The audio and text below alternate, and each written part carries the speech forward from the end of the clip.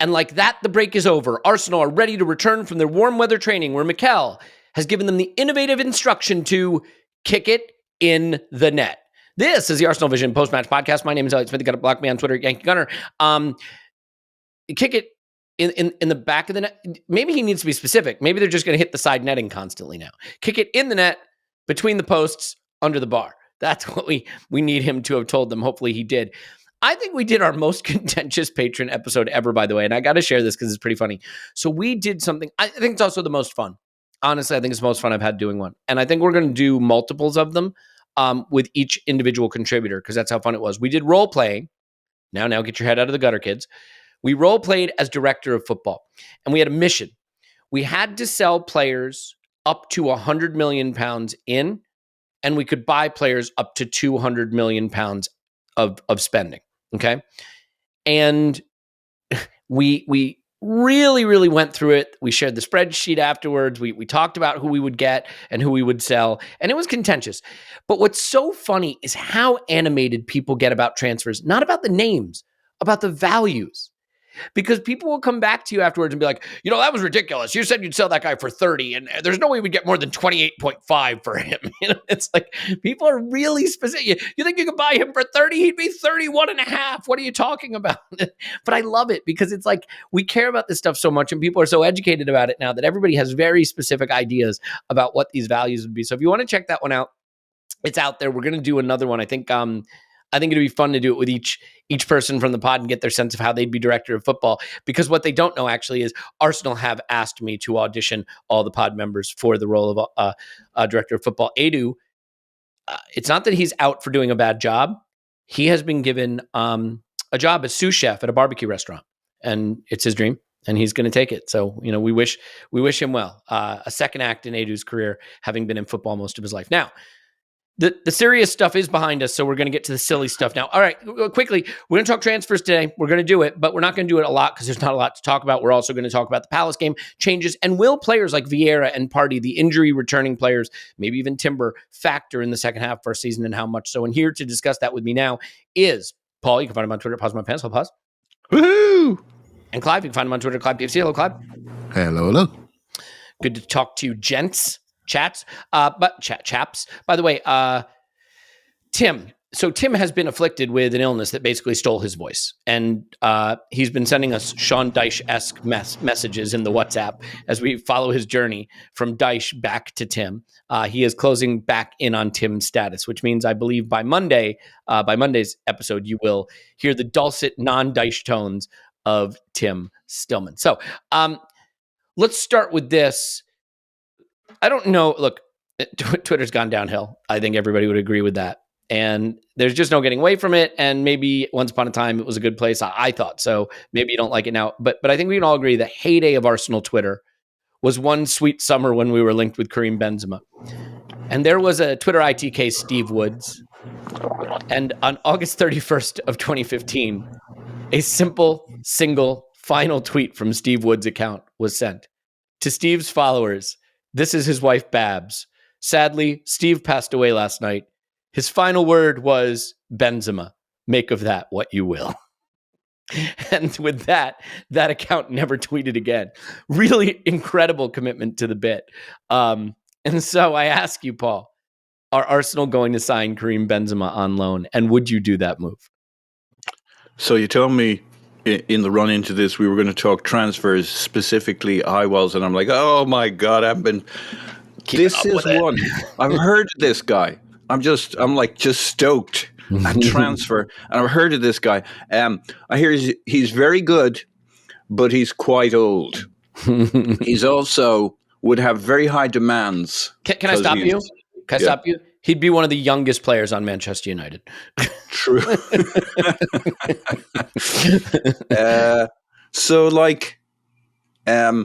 He'd be very, very expensive because I've heard of him. there's one. Well, I mean, look. Let me stop you just for a second because on the serious front, there does appear to be an exodus from the Saudi League beginning, or a potential exodus, a desired exodus. Some of the players who've gone there seem to now be second guessing their decisions. And so there could be an exodus, or I guess plural would be an exodi, I believe is how that's said. So there could be an exodi from the Saudi league. Obviously, the reason the players are there is that they were given huge wage. So in order for them to exodus, they would need to have some of that wage consumed by the Saudi league. So I think what was reported is that if Benzema came to Arsenal or went anywhere on a loan to the end of the season, just between now and the end of the season, it would be £31 million or something like that, which is obviously never going to happen. But let's say some club, Arsenal among them, is able to hammer out an agreed upon split of wages that's reasonable. I mean, I can't even believe we're talking about this, but let's face it, transfers are fun. Silly transfers like this are fun. And given that he feels like he's been our destiny for like 15 years, I got to at least ask. I mean, is it something that if it could be done, you would do? Absolutely. It'd be absolutely fantastic. Like, I think the chances of it happening, because like there's a real world, what we live in, are very, very small. But on the other hand, it makes loads of sense. Could we use him? Yeah. Would he want to play in the Premier League? Like, if I'm Karim Benzema, I actually have no idea what Karim Benzema or me as Karim Benzema would feel like. But that sounds like a trip. He's done France, done Spain.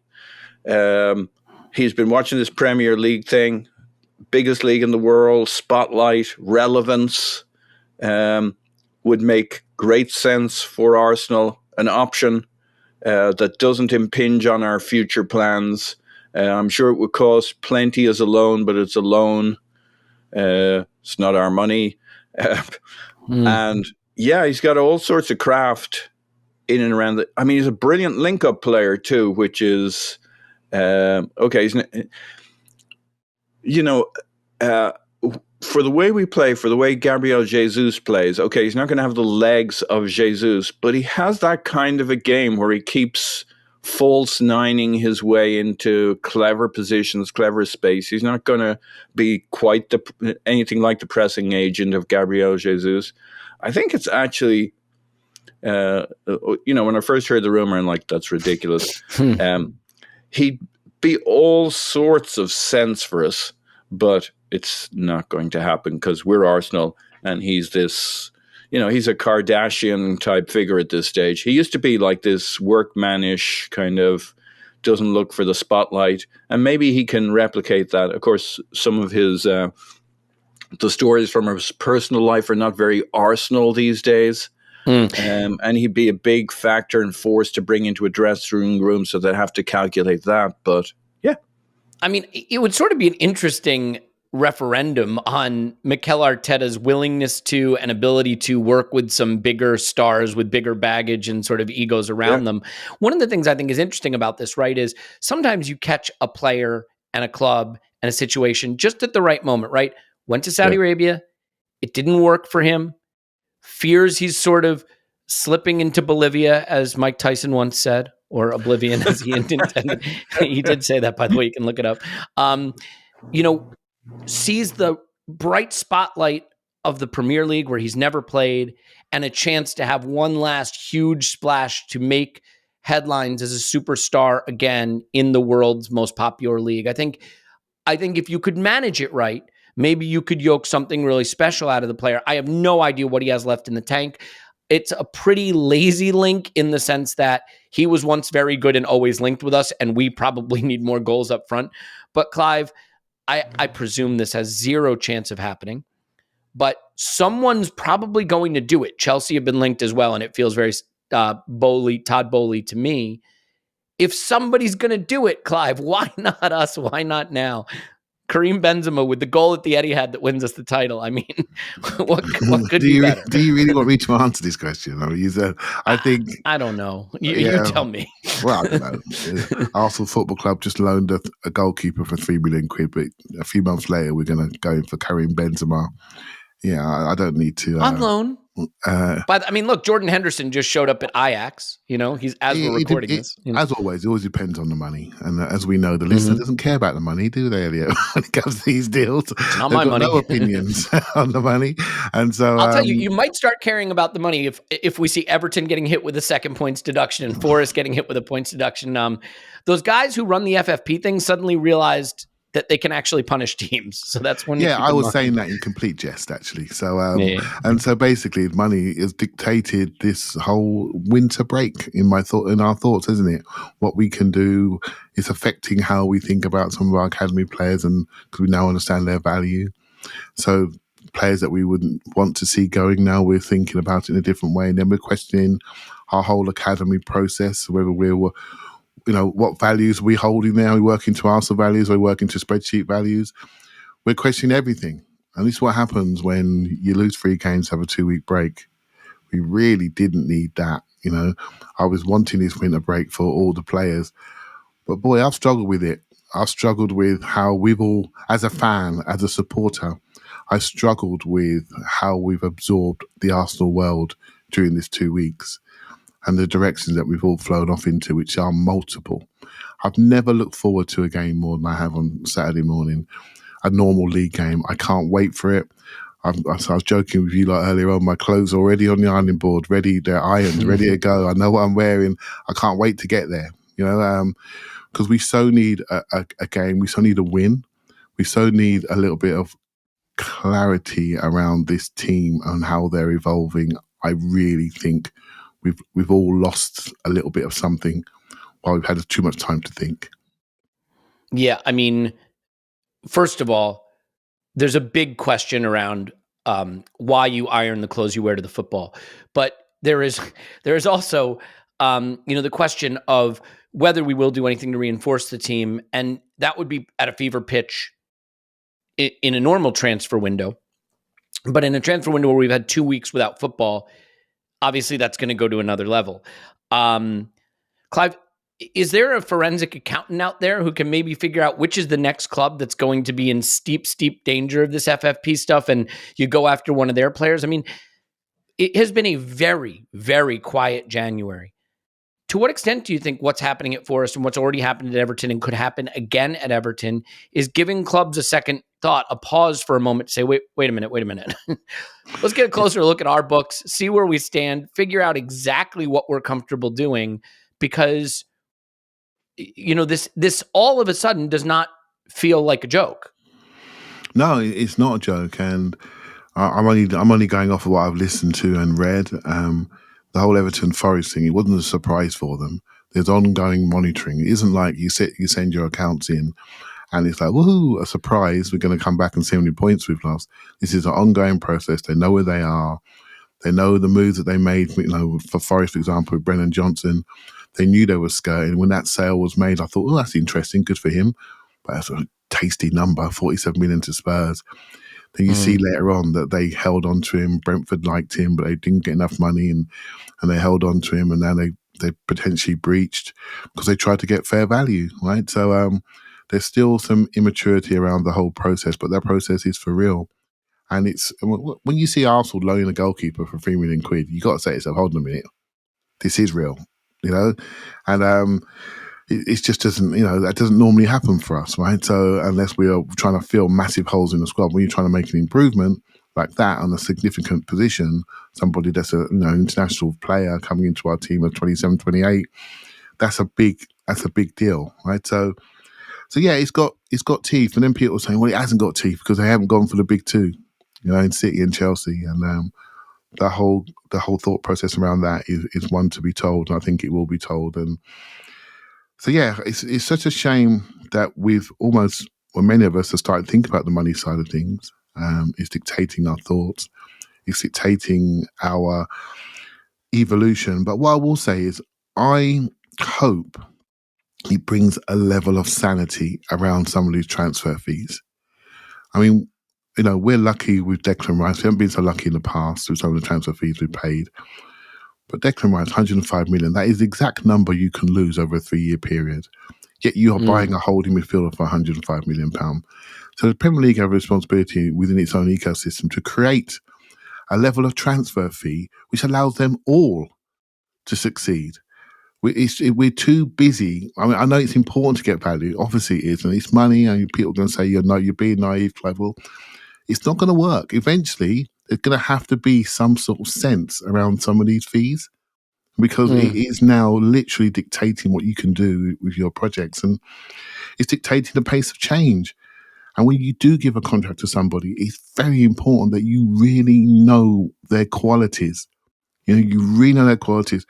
We can't be, I'm using his name as an example, but you can't be giving out 60-odd grand to a Cedrics anymore. These numbers are important. They're important because you can't move them, because there's just nowhere to move them to. So I think we really are going into a different phase. And although you joked about the podcast, Elliot, you did with Scott around being a director of football, that role now is always important. I can't believe Manchester United haven't got one, but it's always important. But now it is like the most important, because it literally dictates your present and your future. Yeah. And you can see the clubs that get it and the clubs that don't, because their position in the table pretty squarely reminds you of whether they're doing it right or not.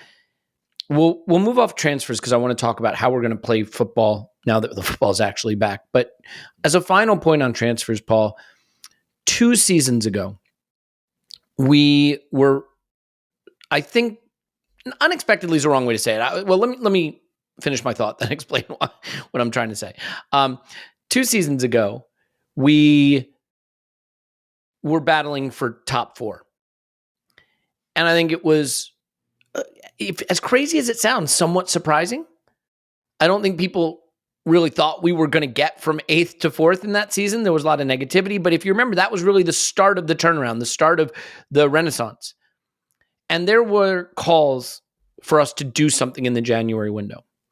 Now, I don't want to be revisionist. I was comfortable with us keeping the powder dry, as the famous saying goes, because I felt we were building something special and didn't want to shortcut it. And then naturally, we did keep our powder dry. We didn't finish top 4. We did go bigger that summer, and we did have one of our best seasons in a decade. So it sort of long-term worked out, but short-term didn't. We fell short of top 4. And there are people that felt the failure to do anything in that January. If you remember, we were strongly linked with Bruno Guimaraes in that January. There are people that felt the failure to do that cost us Champions League in that season. How fair will it be if we fall short this season to point to this window and lack of transfer activity in this window as a cause? Will you regard it as a missed opportunity, a major missed opportunity, if we do no business this window? Or do you just recognize the challenges of doing January business and you don't want to short circuit the project by buying the wrong player? Yeah, all of that. I think I'll look at the window and see what business clubs did, right? If nobody gets anything done, or like there's one move and you're like, oh, okay, that's pretty good. If they all start popping towards the end and we don't seem to be on it, like there's no simple metric, X, Y, good, bad.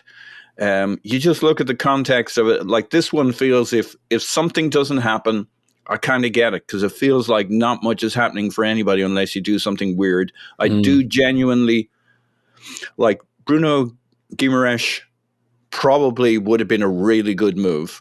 Obviously a really good player, maybe a really good move for us, but like then you don't maybe have Declan Rice. Yeah. So there's a lot of it, you're traveling back in time. There's a young boy called Adolf. You have to shoot him. You know what I mean? There's a lot of that stuff in this. Yep.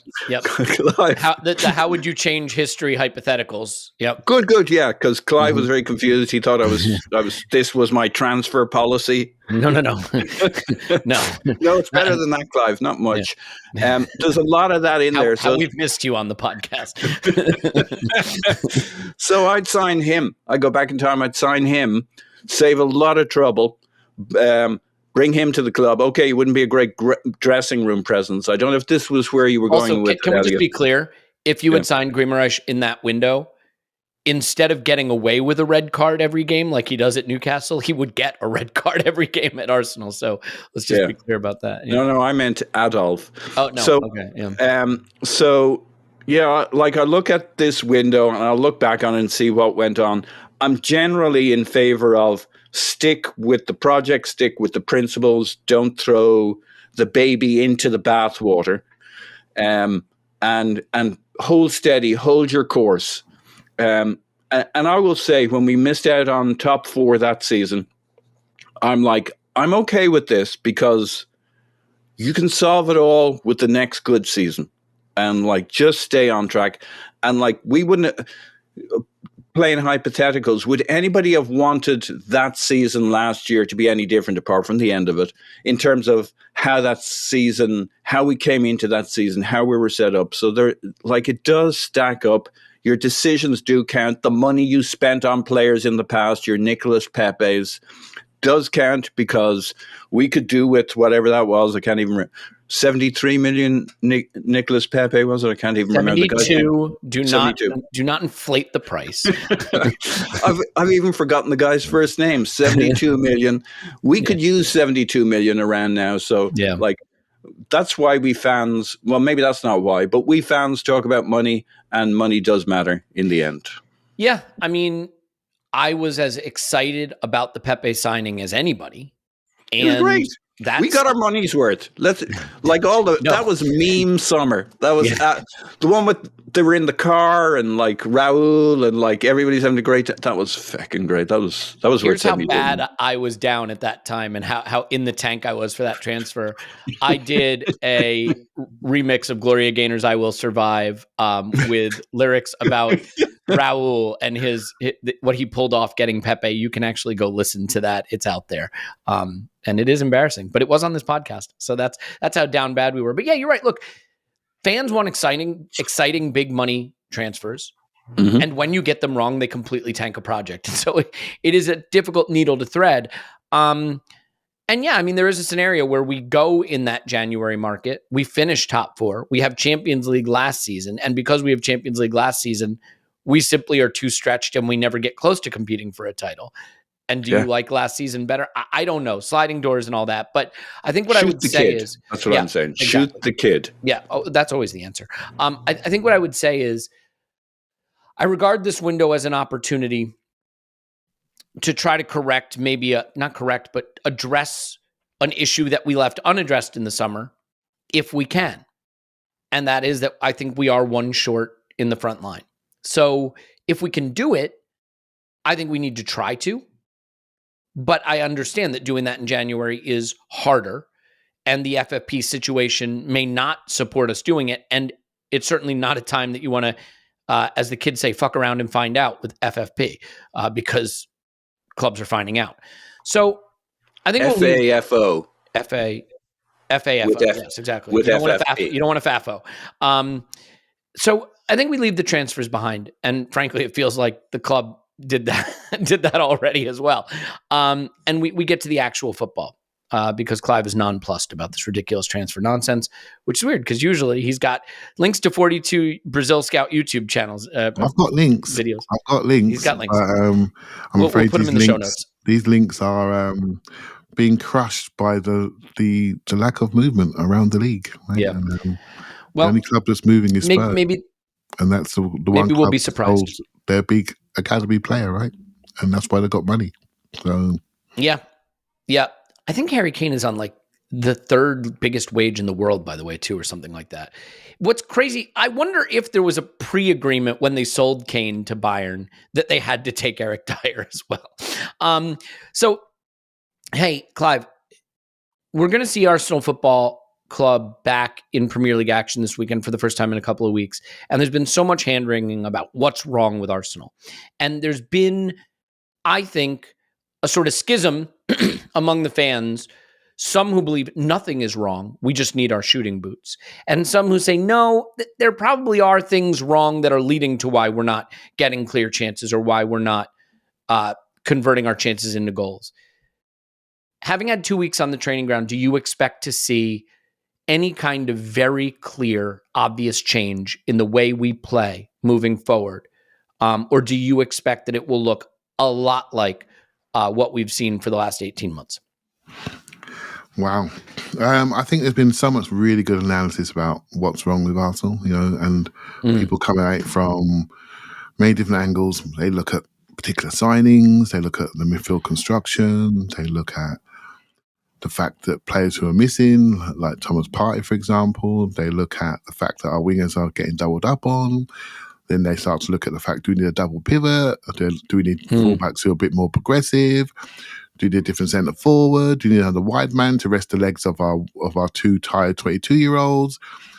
And we've all been there, haven't we, in our thoughts. We've covered it all. And I suppose it's all about where you want to land with this. I think if I look at it from, say, top down, I look at it and say to myself, okay, what have we done this year? We've definitely added a little bit more assurance defensively. So end of last season, we were all worried about the fact that we broke defensively. And attackingly, we just expected just to continue, really. We wouldn't mind one more attacker because that's what we're like. We would want a shiny striker. We didn't really get one. They do help. But we sold, got rid of Janik Xhaka, and then we brought in Declan Rice. Happy days. Upgrade, right? Decide how we're going to use them. Doesn't really matter. Lose Thomas Partey for the entire season, more or less. And then we are challenging midfield. Then we're challenged stylistically in midfield. I think one thing that we have lost, in my opinion, is we've become so good at holding the ball and creating a base to our team which pushes the other team back, is that the way we play now has completely changed and where we play has changed. So you've heard me say before that a team has its heart and its centre. And I used to feel, watching Arsenal last season, we'd play, we'd get to Thomas Partey and go into him, and then something would create from there into Odegaard or into Saka, or a clip diagonal into Martinelli, and then we go from there. And so the pitch looked a lot bigger to me, so because teams are trying to press us, and the pitch looked longer. Now it's just shorter. So we have a different game. And it's unlocked different requirements for our forwards. And so the transition broken field game, which I feel our wing forwards thrive in, isn't there for them. It just isn't there because teams are not playing us, because we've become so good at the back. We've taken away all the risk at the base of our team. We've even got a goalkeeper. You can't press him. So basically teams are sitting away. So it's a different game. It's asking different requirements of us. So how do you get people to come onto you so you can go through them again and flow through them? I think that's a key thing. I think we've lost a little bit of, I would use the word creativity, but I think we've lost a little bit of disguise. And by that, I mean, we can all see where we're going. If we can all see where we're going, the opposition can see where we're going. And then it becomes pace of pass to where we're going to get into the game breakers and how we can connect. And I think we've lost a bit of connectivity in the front end of our pitch, particularly with the amount of times Eddie has started. Jesus has been in and out, and he's our connection guy. When he connects well, we connect well. And so for me, I'm looking at this team, I'm thinking, I just want to see connectivity in our front group. Players that connect. I want to say to him, I don't care about you scoring. I see how he says for Paul. I don't care about scoring, because if you connect well, the intelligence and IQ that we have to run off each other will put us into prime scoring positions. I felt on occasions we've lost connectivity in our front group and we become isolated and we become boxed off.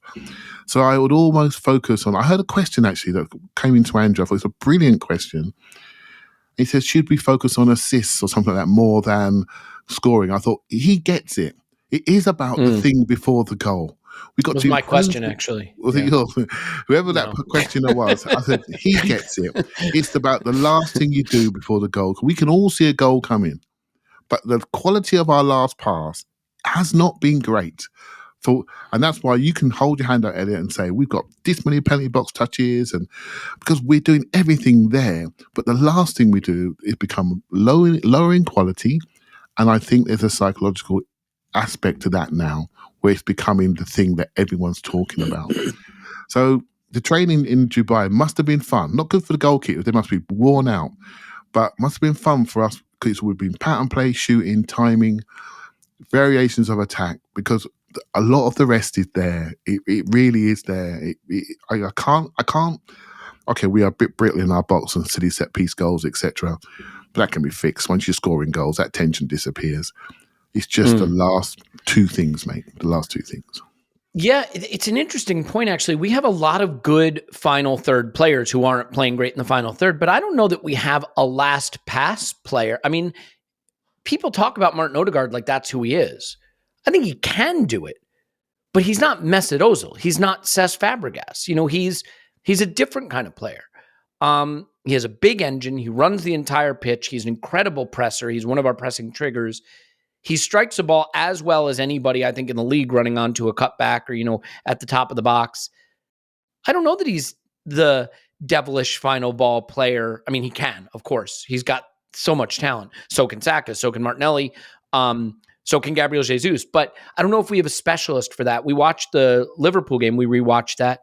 And how many times was there just a clear opening where the ball's a little behind someone, right? The pass appreciation wasn't right. It didn't put them in a position to take it on first time or to cleanly control it. So yeah, I think the assist issue is an interesting one. When you look at some of the assist numbers for players out there and you look at our team and the numbers are not comparable. And you know, that big chances created stat that everybody throws out, it's not that Arsenal don't get big chances. It's that they are not created by an action from a teammate, right? That's an interesting thing to analyze. And I think over time we may come to understand that better. Clive, you want to weigh back in on that? Just a little bit, just to add one more thing that I sort of missed out. We've changed our identity this year. So we're very much Thomas Partey centric last year. So what have we done this year? We've been a little bit more off the ball centric. We've been, you know, with Havertz and Rice come in. They're brilliant readers of the game. They press the ball really, really well. So Elliot, we have created some broken play, high pressure chances. And those are the ones for me that we've missed, the ones that damage us the most. Because as you're trying to evolve the team away from maybe a slightly deep line possession team, we can get the ball forward to targets and we can play in the opposition's half. We can exit out much earlier. We narrow into the block, leave a line straight to the wingers and first phase, and we're in their half. So when we are pressing the ball, when we have bought two players who are really good off the ball and create new emphasis off the ball, when we create those broken play chances, like the Havertz one and the Saka one, when Havertz went down the right and he crossed it back to Nelson against Liverpool, all those type of chances, there's hundreds of them. We need to do better there because we've evolved the team this way to be really good out of possession. We need to do better when we create those high turnover chances because then we'd all forgive the Thomas Partey Odegaard linked chances. Do you see what I mean? We put that behind us. Xhaka's not there no more. Partey's not there no more. So the ball progression passes, fizzing it into central areas, fizzing it out to Martinelli, that's not there. But we've replaced that with high pressure turnovers. And we're not executing enough of that situation. So pressing structure is much better. We're much better off the ball, much more mature. So I think we can go to much bigger grounds and do well. But we're not executing. So what's the point of evolving if you're not doing the last thing? We've evolved out possession to be so cool, air quotes, the best out possession team in the world. Let's kick the ball in the net then. Yeah. You see what I mean? Seriously, it's that simple. I do. I really do. Kick the ball in the net. You've won the ball. You've nicked it. You've got a numerical advantage. Kick the ball in the net. You know, and then we would all be happy with the evolution. So it's about that clarity. We've got to keep with it because we keep doing what we're doing. Yeah, I don't think anyone needs to hear us say again that we're a little unlucky in front of goal. No one wants to hear that, so I won't say it again. But yeah, it's going to be an interesting one. So, Paul, there's a couple of things I think we need to address as the football comes back. Let me ask you this first, though. Any players you feel where their form may have been really impacted by fatigue and fitness, who you think we could see looking very different now coming back from the break? One that jumps to mind for me immediately is Ben White. I think Ben White was carrying something maybe, but definitely has not looked himself. I think he has been a level below what we've been used to seeing from Ben White. Is that one that you would have picked? Would you have gone a different direction? Who might look renewed and importantly renewed coming back from having these 2 weeks? I mean, it wasn't totally off their training, but you know, they will have been careful with how they load the players during this time. Yeah, I think Ben White's a very good shout. The other one for me is Martinelli. Not that I think he was tired. I think he just got frustrated. I think he had a couple of bad games in a row, and he's not well supported. We don't have the connecty thing on his side going on. If you leave him too much 1v1 or 1v2 for a couple of games, and other teams know what's coming, and they put the two guys out there. After 2 or 3 games, I can get into your head a little bit that you're not. And there has been a bit of chatter, a bit of noise about him and performances and effectiveness. So those would be, I think, the 2 best candidates. I mean, across the team as a collective, I think there was a kind of an ennui, a fatigue by the end of it. The thing I love about this point in the season is I think you can genuinely say what went before and what comes after is usually very different. Good teams, bad teams, teams who've had a good run. Like last season, we were blistering. It was like you just didn't want anything to stop. You didn't want a break. You didn't want the World Cup. You didn't want anything to change because there was a sense, and it turned out to be somewhat true, and more true as the season went on, that things will change. And we were super optimized. You couldn't see it getting any better. The good news is you can see a lot of things getting better for us. And so I do have that. I wouldn't say I'm optimistic. I'm open. We can't be worse. we could be not much better. We could be a bit better, which wouldn't be enough. So that would all be very, very frustrating. But we can very, very easily be better.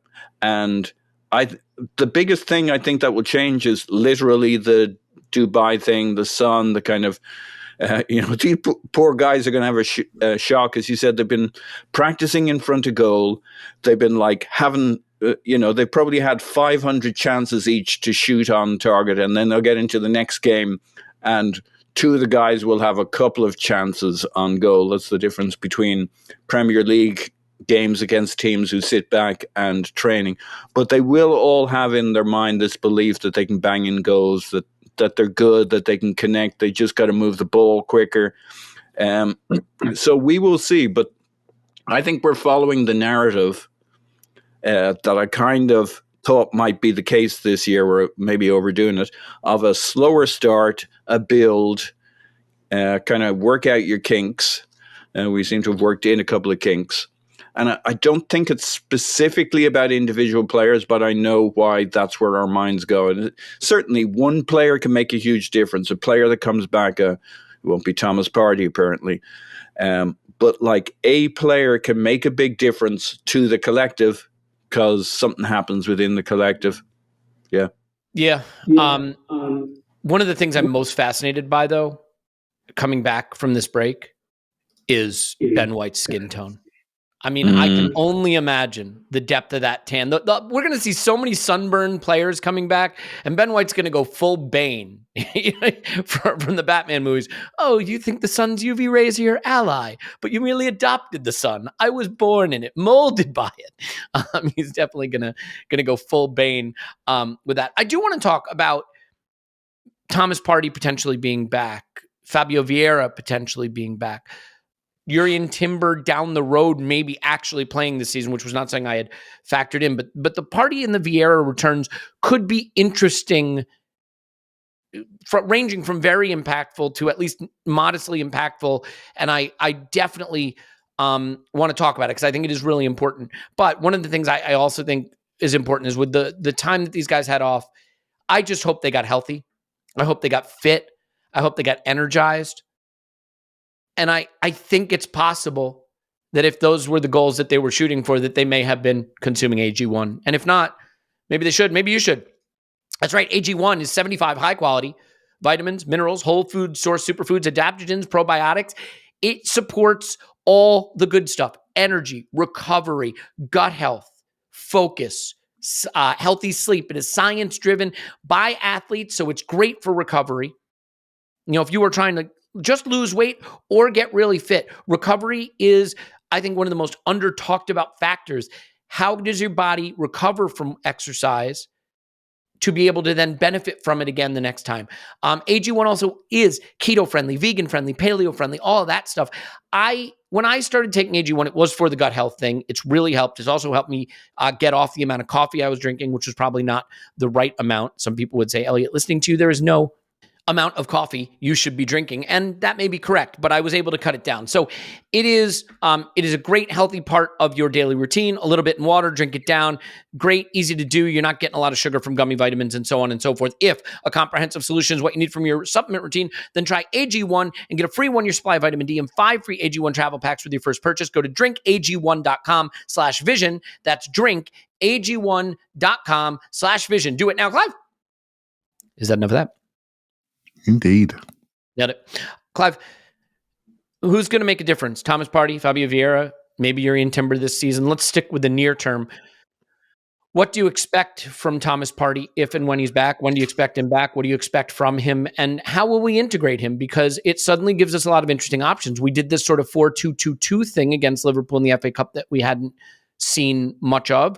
We know that in the beginning of the season, we were using him to try to play more of a diamond by slotting him in a little bit at right back, and there was this diamond formation taking place in the midfield.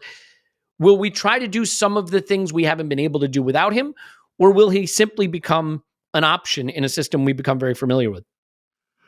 Yeah, he's either going to be the savior or he's going to go to Saudi Arabia. One of the two things, right? So, but a player that I really like, and when you have players of his quality, we talk about a senior player, international captain. When the ball goes into his feet, the world stops and people start to think what he's going to do next. He has a level of disguise that we just don't have in our team without him from a deep line playmaking point of view. He's a different player. I remember when we looked at him originally when he was going to come in, I looked at all the data radars, Elliot, and he sat very close to Thiago.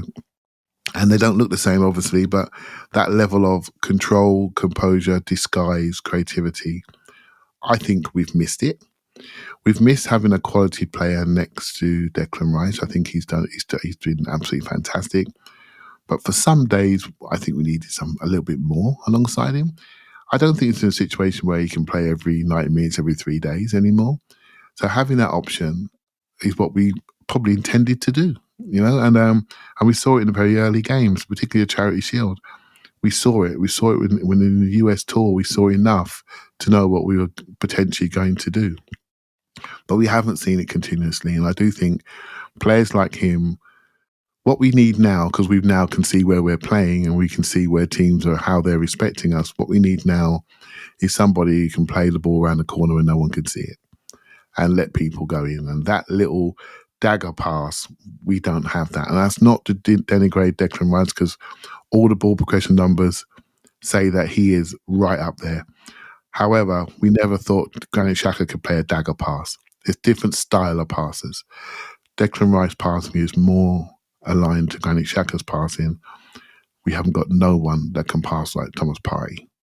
And I think we work off that. And so I don't think that's too controversial to say that. Jorginho's got a nice little clip on the right-hand side. He takes it first time, dinks it over the top. He does take this, but that's not Thomas Partey, right? So, and other teams will have to respect him, and they have to respect him. They have to make sure they stop him. And if you have to stop him, other people are going to get the space, and that's what he revels of. I've spent the last 2 weeks watching his comps, reminding me of the good old days. What he does when the ball comes into him, he beats you off his first touch. So first touch, he's not trying to stop it. He's trying to beat you. As you come in, he beats you. Sometimes beat 2 off the first touch. And then we go forward. And I think Arsenal are a really good mini transition, broken play team. We don't create as many mini transitions and broken play situations apart from the ones we get from high pressing. Yep. And so now, and that's why I spoke earlier about our missing chances of the high pressing. So for me, he could be absolutely massive, or he could be an absolute disaster because people are bringing their hopes into him. If you break again, I think there's going to be a lot of anger around that situation. On to Fabio Vieira. Sorry, mate. We'll go ahead. No, I was just going to say that is a good point, right? Which is simply he could come in and be amazing, but with Thomas Partey, whatever you think of his game, his availability is always in doubt. And the fear factor is you integrate him, he becomes important, and you lose him again. But yeah, with Fabio Vieira, what were you going to say? Fabio Vieira gets better every week he doesn't play, and that's Same with just me, by the way. nature of football.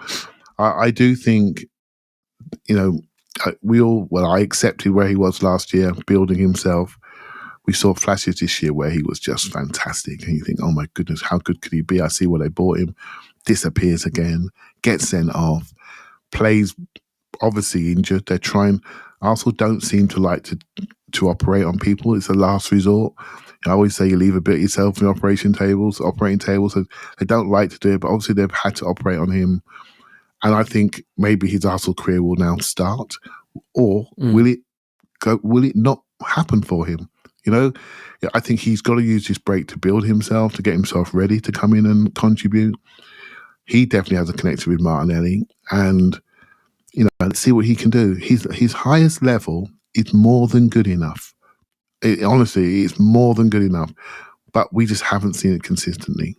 So yeah, he has a chance, right? And I think at the moment we're all searching for something new, something different, but actually maybe we should think about just calming down, not doing anything too funky, making sure we get connected, and stop looking back nostalgically about certain players of yesteryear, and just focus on what we have going forward now. Yeah, and I got to say, I think Vieira could be quite important, not in the transformational, in the first 11, starts making a big difference right away, but Paul, we really do not have a creative player in the final third that we can bring onto the pitch to change the game. We really don't. You might say, well, that's what Smith Rowe should do. I love Smith Rowe. But even Smith Rowe is a carry the ball, arrive on the ball in the last action, right? A shooter, a dynamic driver with the ball. He's not, I don't think he's the creative spark in the final third. And so when Odegaard's not on it, we have literally no one we can bring on in place of him. Nobody. When Kai's not on it, and there may be some people rolling their eyes, when is Kai on it? Set it aside. When Kai's not on it, or when it's not Trossard's here, whoever it is that we've started at left 8, we can bring on a Jorginho, right? Or we can bring on a 6 to play that role, but we don't really have another 8. Vieira gives us the option to bring someone on that can do the Odegaard role on the right when Odegaard doesn't have it, or is, God forbid, got it carrying a knock or something, or bring him on the left. And what we know is he's best mates with Martinelli. We have seen them link up pretty well, and we know that he can bring that player into the game. By the way, the guy's got a traction engine for a foot. You wouldn't expect it. He's so slight, but he can kick the ball. We've seen that. We've seen that firsthand live on tour. So, I think Fabio Vieira is a low-key important player in that if Arsenal are having a game where picking the lock is a problem, he is a lock-picking type player on the bench in the mold of something we do not have otherwise. Now, is he good enough? Will he be in form? Will he actually perform? Those are all questions, Paul, that need to be answered, of course.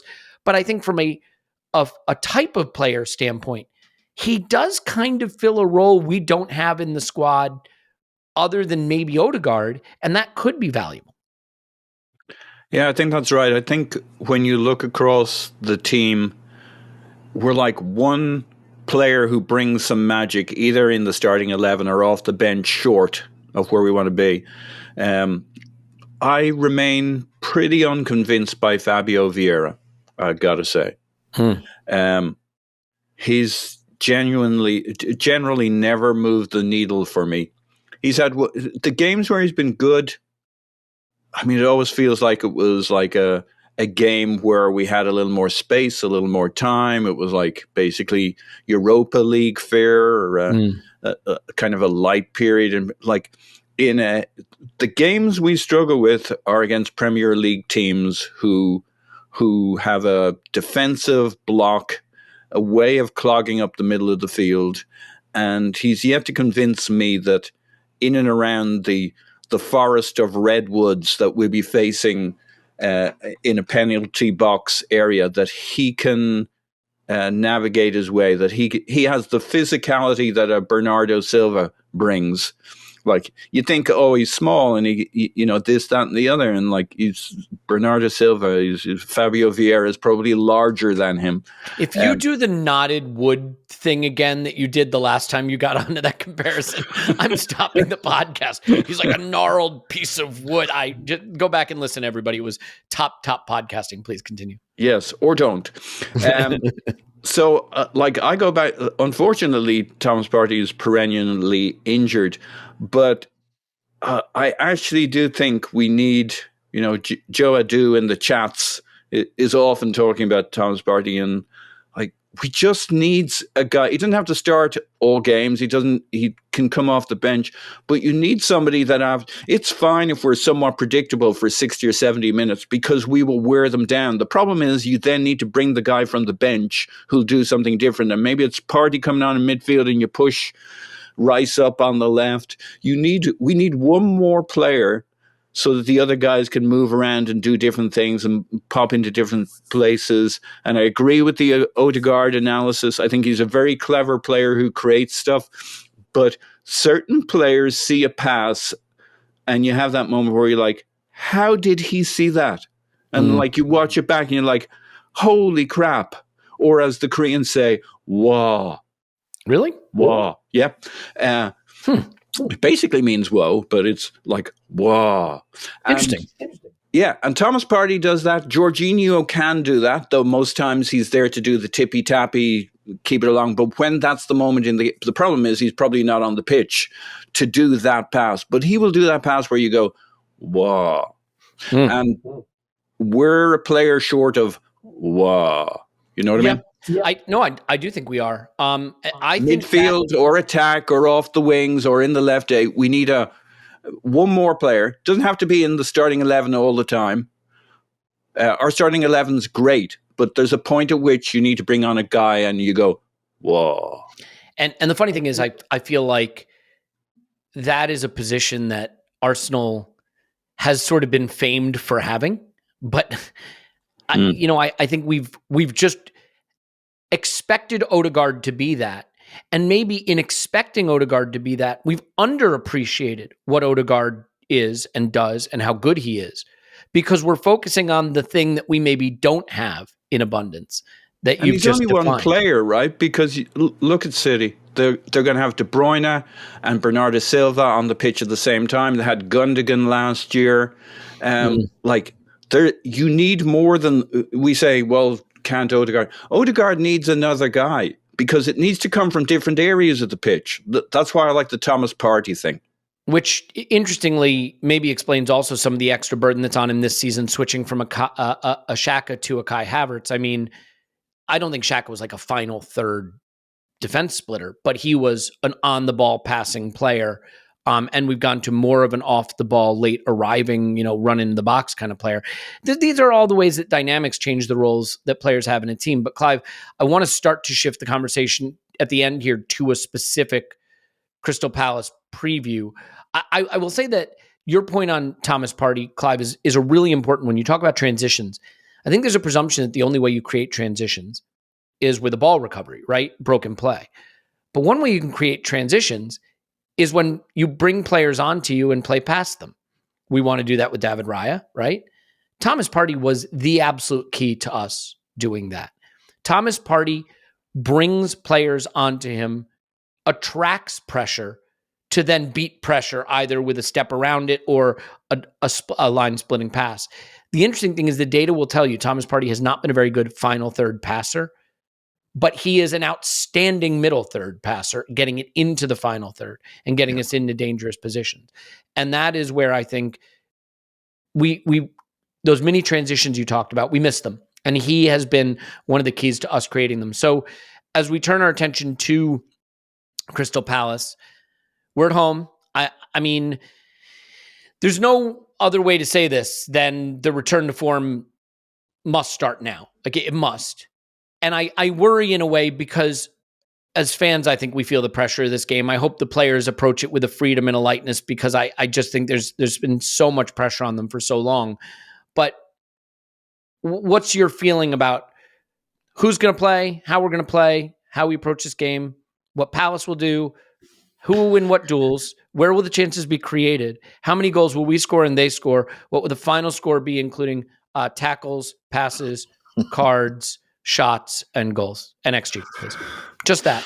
Leave it at that. Okay. I think I'm still thinking about the Thomas Partey discussion actually, and please. And creating that midfield and creating those transitions, and I think that's what he's done, Elliot. What he's done to us all without realizing it is it's made us think differently about our strikers that we require. Because when you play with wing forwards, that sort of transition play and how you bring take-ons into broken play and beat people is what you want. When you've got people in calm rest defence and you've got everyone with predictive passing, what you then want is an exclamation point striker, which we don't really have, and so it's changing our minds, the way we build up, and we literally have lost 3, with Timber included, the 3, and Xhaka going out the door and Partey being injured. We've lost 3 key build-up people, and then you add Zinchenko with his injury record. It's not just about build-up; it's about how you do it. So, and leading onto Palace. And funny enough, I had a little look around this morning just to see what the vibe was in the Palace world, and they're at a pretty low place. They just got knocked out of the FA Cup. They're slipping down the league. Michael Olise's got a hamstring injury, and everyone's sniffing about his release clause. Roy I think he's 72 now. Has he served his purpose for Palace at this moment in time? They tried to move with Vieira, the younger manager, and change their style of play. It got a bit scary. Steve Parish got rid of him, chinned him just before a run of games where it was quite easy. And then Roy came in and reminded people they could play and got a string of results. Now they've held on to him maybe a little bit too long, like we did with Unai after Baku. We should have done something in the summer. May have held on to Roy too long. Steve Cooper has been let go from Forest, is sitting there. I wonder if Palace are now thinking about that type of change, because there's a great guy on Twitter, I'm sure everyone knows him, HLTCO. I sort of looked at some of the stuff he was writing this morning, and one of the headline he said was, "I've never felt as disconnected from my club." And I never laugh at things like that, because we've all been there with our club, haven't we? And it's important stuff, right? It's important when you lose that connection to your club, and you lose that connection where we're going, the direction by which you're going. It's really devastating when you're so invested as a fan. And so, are we playing Palace at a good time? Potentially, we are. They've just done a trip up north to Everton and got beat. They're in a bit of a bad place, and they're coming to Arsenal, and they always tend to compete at Arsenal, but we always tend to beat them. Touch wood. Remember the time, I think you came to the game, the 2-2 game, Crystal Palace at home, when I think Lacazette scored late and Vieira was flying, and people wondering, did we have the right manager? Was it Arteta or Vieira?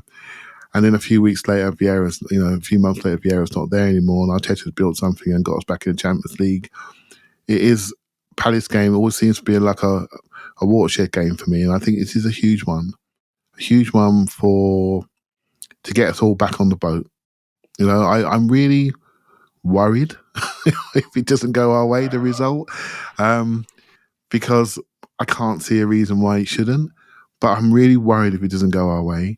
That feeds nicely into Forest, which I think, again, they're a team with Nuno come in. They've got some real pace in their team, and particularly at home. But if we can do Palace and do Forest, we don't go to Liverpool, and I think we all feel differently. The 2 games we played against Liverpool, we have not been inferior to them for large periods of those games. So we all feel differently. So I do think it's a critical moment coming up, because to maintain the belief structure in Arsenal football fans, shall we say. Yeah, I mean, it's so reductive and obvious to say Arsenal need to win and score a bunch of goals in this game. But as reductive and obvious as it is, it has to happen. And it's not just for the fans. I think it has to happen for the players. I have never been one to use mental block in my analysis.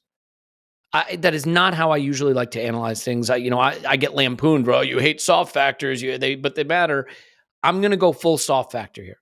I think these players are at a tipping point where if they kick the ball in the back of the net a few times against Palace, it could really unlock them. If they don't again, and there's missed big chances and there's struggles in front of the net, I think this becomes so deeply ingrained psychologically that it will just continue to be a problem. And that could be totally off base. That could not be the kind of analysis that is productive, but that's what I feel. And everybody knows that your feelings are paramount. So Paul, I could go deeply tactical in my analysis of this. I have been very clear, and I will stick with what I've said before. I think Arsenal play great football, and I think we've been playing great football basically most of the season, with a handful of minor exceptions, the Fulham game being one of them. But I think we're excellent. We create high turnovers. We create big chances. We keep teams from getting the ball. We have the ball in dangerous positions. Is it too remedial a statement to just say they just need to win this one 3-0 or 4-1 or something? Or is that exactly it? That just if we stick with the plan and kick the ball in the back of the net, that will get us back on track. I don't know that I want to see some major innovation or change. I think this is that dangerous moment where as a manager, you could say, I have to change it. And the changes actually wind up making you less good because you were really good to begin with. Basically, yeah. I don't think it's essential that the score be 3-0 or 4-0. Football doesn't always play along with their plans. What is it John Lennon said? Life is what happens. Football's what happens when God's laughing at your plans. That's not what he said, but there were some of those Close words enough. in it. Yeah. Close enough. And yeah, So what we need is a performance that feels like a 3 or 4. It doesn't matter if we beat them 1-0, I got to stop we you. play them off the pitch. Yeah, I actually think you've got this completely backwards, and it's very rare. But I do want to pull you up on this because I'm serious. I think you've got it dead fucking wrong, because I actually think this game is the opposite. We've played great plenty. I don't think we have to play well. I don't think we have to play a little well. But I think we have to score 3 or 4 goals. I think the thing that's most important in this game is that they kick it in the back of the net, because it's not the quality of our play that has been the problem. It is the ability for us to score goals. And so, Paul, could you just sort of tell me why you don't think it matters if it's 3 or 4? Because to me, the worst thing we could do, honestly, the worst thing is play them off the park, have 35 shots, have 6.5 XG, and have it end 1-0. I think that will only further create the concern about, gosh, we really can't score. We really don't finish. We're really wasteful. We're really profligate. I think the thing that we need in this game is to get some of that fear in front of goal out of us. So you're rubbing your hands. Yeah. Tell me why I've got this completely wrong, which I'm inclined to think I do, based on your reaction. What a load of shite. Exactly. All right. Well put, Clive. Do you want to because you can't control the outcome. You like to think you can, but you can't. What you can control, I think, to some degree, is your performance. Don't get me wrong. If we've a bunch of chances and we fluff them all, that's one thing. But a performance that's at a level of a club who could beat Crystal Palace 3-4-0 and we only win 2-1 or 1-0. But the guys come off the pitch looking like a team who can do that. Now, like I say, if we have 8 chances in front goal and only one goes in and everybody's like skying it, that's not what I'm talking about. I'm not saying we sky and waste and we look profligate. I'm not saying we look profligate, Elliot. I'm saying that the performance level is what counts. So those guys looking around that pitch say, we really fucking sizzled. And so I want to ask you something then. Yeah. Hang on, I'm going to stop again. But isn't that like my opinion? I'm not going to put words in anybody else's mouth. I feel that's exactly what we did against Liverpool in the FA Cup and West Ham in the league. Fulham, no. And no one wanted to hear it after West Ham, and no one wanted to hear it after Liverpool, because everyone was, climbing all over themselves to come up with no. Okay, so I think we need to win. Oh, okay, good. A great performance, we win, and we win. Like At the end of the day, the truth will come out. Some games you get your goals. Look at some of the games we beat teams 3-0, 4-0. Look at the goals and you're like, oh, that one we got a penalty for that. And the performance was a certain level and the breaks came your way. It's very rare you're going to beat a team 3 or 4-0 if they're show up on the day. And footballs. It's hard. You need the gods to align with you to some degree. So I'm totally fine with a performance that's at that level. We win 1-0, 2-0. But we got to look at ourselves on and off the pitch and say, we're back, baby, in terms of the level we're playing at. We can't have a bunch of chances we fluffed and one of them goes in. Okay. Yeah, that's kind of closer. agreeing. Yeah, that's close to what I feel. Clive, a final thought on that? I mean, where do you weigh in on the need for it to be a performance versus the need for us to just put a 3 on the scoreboard, or a 4 or a 5, so that people stop talking about Arsenal have a problem with scoring? Yeah, I think we need to maybe look at it in a 3-game block, to be honest. We have 3 games. If we won 5-0, honestly, I don't think anyone would think we're back. Because they'd wait for the next game. Because we lost at Forest last year. So then Forest becomes a challenge. And then we have Liverpool at home. And if we beat Liverpool at home and we have 3 wins, everyone's going to say, okay. And we start to see players come back fit. They'll say, okay, I can now see the future. I can see what we look like. I can see the relationships being rebuilt. I can see Zinchenko skipping around again, not looking like he's carrying a rucksack on his back. Right? Because this stuff is important when he starts zipping through the lines. And so I do think we need to see these things over a slightly longer period, because to get rid of the scar tissue that we have. And I'm hoping that the season is going to flip on its head, like many of us do, be pretty good for the first half of the season, but be as good as we were in the first half of last season in the second half of this season. And that's the stuff that will never leave our minds if that happens. If we can go to City and do it, if we can go to Spurs and repeat what we did last year, if we can go to Old Trafford and win that game, this is the stuff we will never forget. We will never forget it, because it will mean so much more because where we are in the league. And so I think it's very important that we get those players back fit, including Partey, for example, including Vieira, so we can power up from the bench.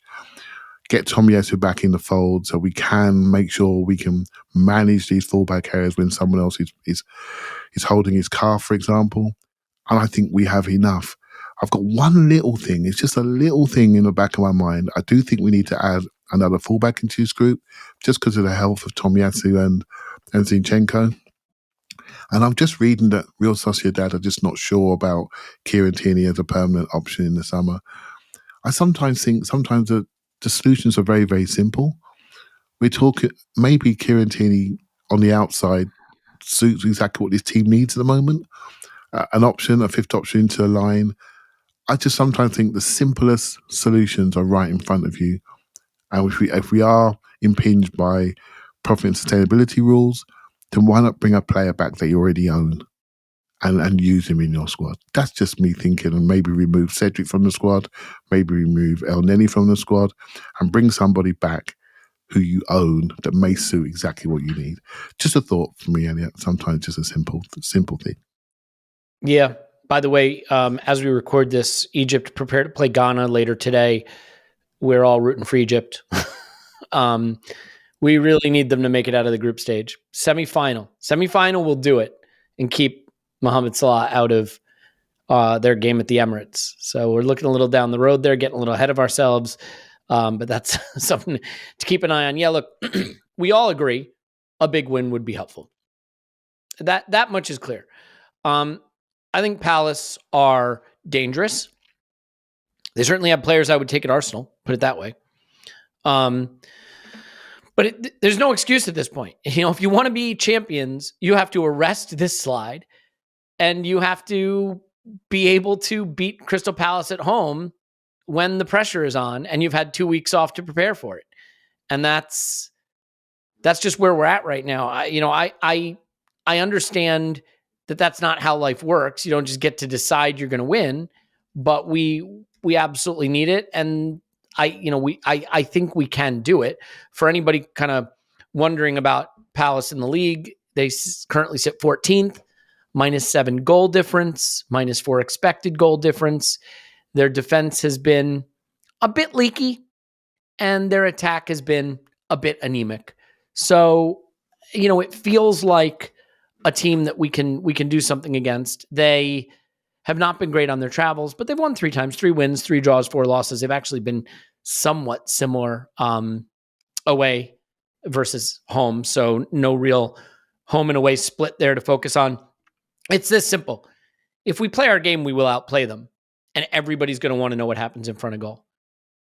I'd love to see us come out fast. First 5 minutes, really put the pressure on and get a goal and be 1-0 up and just ease that tension, get the Emirates crowd really fired up and excited and get, just get that fear in front of goal off our back and see what happens. It will be interesting, obviously, to Clive's point, to see who comes back into the group. I'm curious to see if Smith Rowe gets on the pitch in this game. What's been going on with him in the 2-week training period. Has he had a chance to impress? Will we see players returning? So there's a lot to look forward to. And I think we need this game for one reason more than any other.